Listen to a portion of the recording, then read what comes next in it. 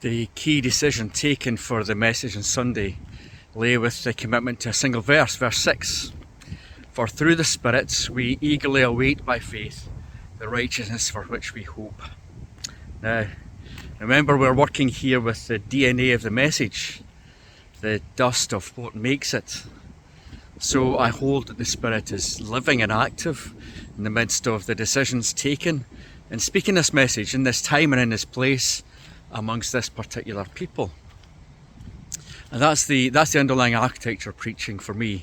But there are reasons why I have made that decision that are of practical account.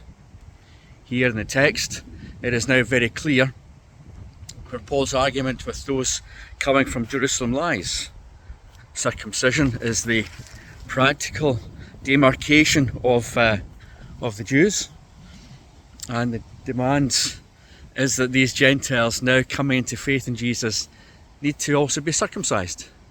Now that isn't a live question for me any longer, because we've lived in the wake of Paul's theological argument. So the core issue for those he writes to, it's not really our issue. We have plenty of other things pulling us away from the essential work of the gospel, but it's not circumcision. So what matters in this text is not so much the core issue, but the gospel answer that Paul gives that can then also address our issues.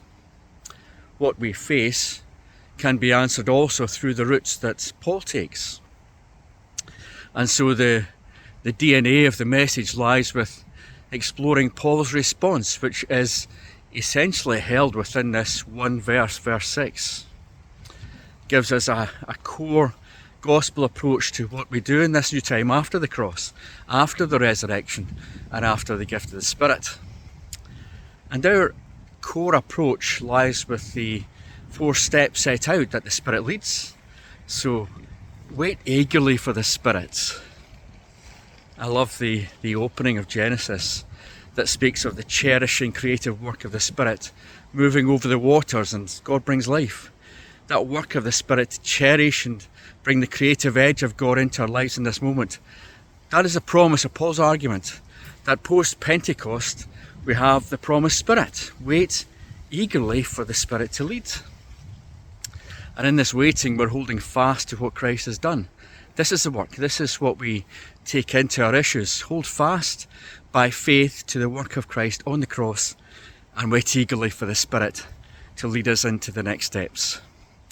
And part of the delight of what I do is that I get to live that each week in preaching. I realised in reflecting the message and the preaching that these steps were the way in which I'd come to the decision. And I pray that this same practice keeps feeding into our lives. It is a gift that Paul shares with the Galatians in all their issues and questions. And he says, this is how you go forwards.